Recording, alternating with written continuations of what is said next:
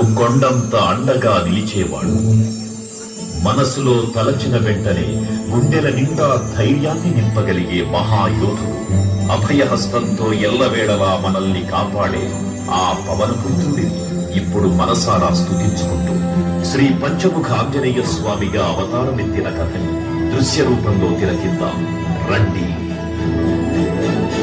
ఆంజనేయం ప్రసన్నాంజనేయం ప్రభాదివ్యకాయం ప్రకీర్తిప్రదాయం భజే వాసుపుత్రం భజే వారగాత్రం భజేహం పవిత్రం భజే సూర్యమిత్రం భజే రుద్రరూపం భజే బ్రహ్మతేజం.